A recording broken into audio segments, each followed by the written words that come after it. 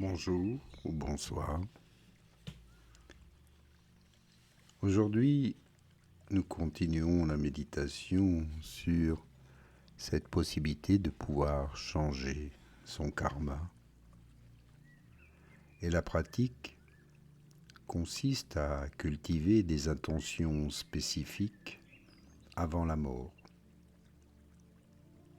Par exemple, si vous avez passé votre vie à développer la compassion, la sagesse et la conscience éveillée, ces qualités deviennent comme des outils de navigation pour votre prochaine incarnation, vous aidant ainsi à choisir des circonstances qui développeront davantage ces qualités, ces capacités, plutôt que de simplement répéter des schémas toujours familiers. Alors ici, en position de méditation, prenez position. Commencez déjà à vous sentir dans un état de bien-être et de sagesse, de trouver la paix dans le cœur, dans l'esprit, et de ressentir simplement cette notion de bienveillance, d'amour, de lumière en vous. Et l'application de cette connaissance se produit dès maintenant dans votre vie actuelle.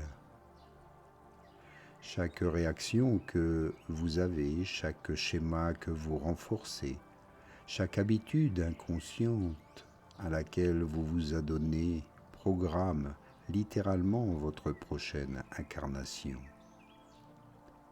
Vous ne vous contentez pas de vivre cette vie, vous créez le schéma psychologique qui déterminera la suivante.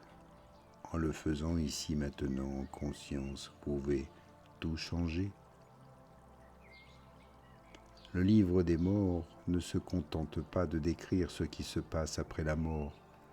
Il révèle les mécanismes cachés de la conscience qui opèrent à chaque instant, vous montrant exactement comment votre monde intérieur crée vos circonstances extérieures. Vie après vie, jusqu'à ce que vous deveniez suffisamment conscient pour briser complètement le cycle, pour passer à autre chose. Imaginez ceci, pendant plus de 1000 ans, les moines tibétains ont gardé le livre des morts comme si leur vie en dépendait. Ils ne l'ont pas simplement enfermé dans une cave poussiéreuse d'un monastère, ils ont fait en sorte que seule une poignée de personnes, des initiés de chaque génération, sachent qu'il existait. Et ce qui est fascinant, c'est qu'il ne s'agissait pas d'une garde religieuse typique. C'était quelque chose de bien plus calculé.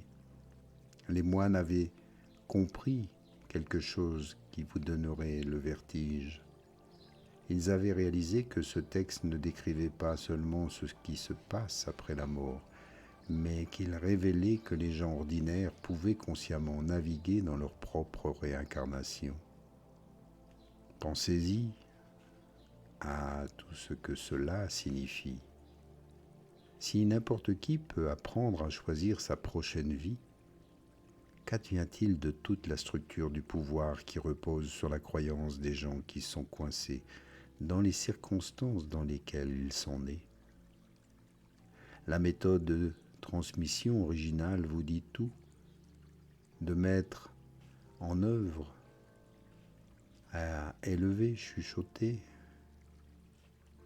Le changement peut se faire, il faut le partager. Lorsque des copies de ce livre ont existé, elles étaient quand même encore conservées dans des pièces fermées qui nécessitent que certains gardes ou personnes en autorisent la lecture. Seuls les initiés, les élèves, devaient suivre des préparations avant d'être autorisés à entendre certains passages. Il ne s'agissait pas d'élitisme spirituel, mais de limiter les dégâts.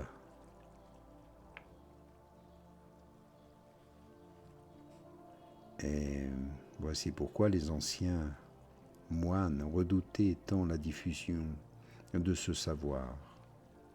Car le livre des morts suggère que la réincarnation n'est pas un système de loterie cosmique contrôlé par des dieux ou même par le karma seul. Au contraire, il présente la réincarnation comme un processus qui peut être consciemment guidé par quiconque comprend les mécanismes de la conscience pendant la transition. Vous pouvez imaginer à quel point cela menaçait le tout. Les autorités religieuses dépendent entièrement de son rôle d'intermédiaire entre vous et le divin. Si les gens peuvent contrôler directement leur destin spirituel, pourquoi ont-ils besoin de prêtres ? Le pouvoir politique repose sur le fait que les gens acceptent leur position sociale comme étant divinement ordonnée. Si une personne née dans la pauvreté se rend compte qu'elle peut choisir consciemment de se réincarner dans de meilleures conditions dans sa prochaine vie, alors tout le discours sur l'acceptation de son sort dans la vie s'effondre soudainement.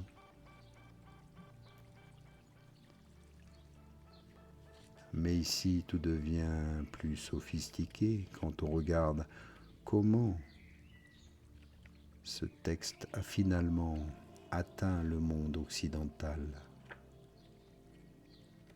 Il a pu être entendu, a pu être connu.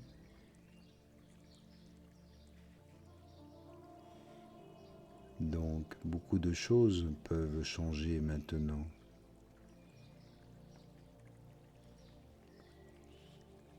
Et même si les informations sont maintenant divulguées,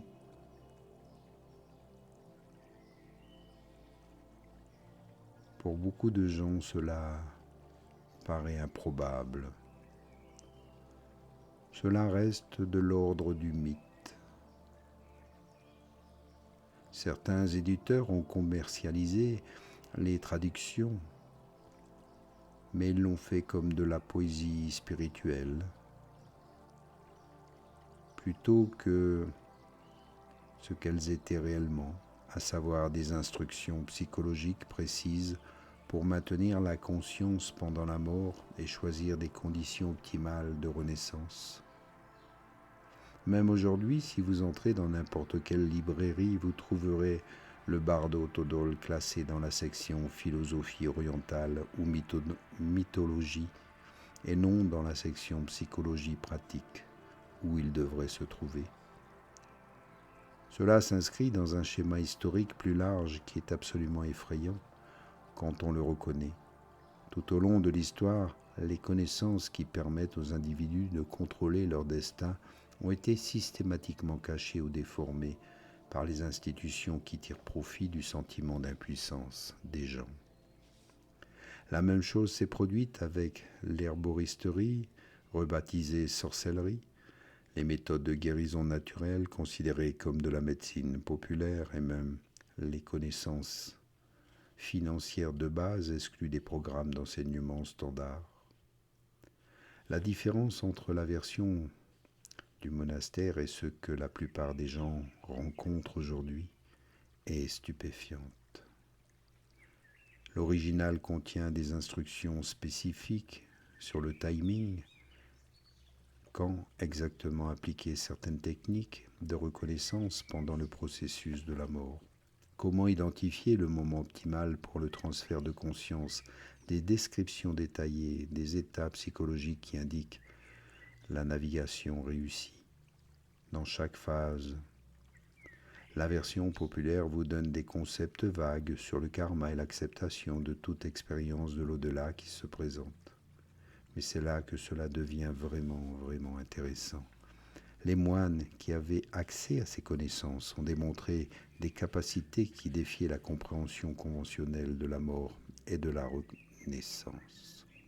Les archives historiques des monastères tibétains font état de lamas qui ont annoncé leur date de décès plusieurs mois à l'avance, décrit les circonstances exactes de leur réincarnation et même fourni des détails précis sur leurs futurs parents et leur lieu de naissance. Il ne s'agissait pas de suppositions chanceuses, mais de respect d'instructions précises tirées du livre des morts tibétains.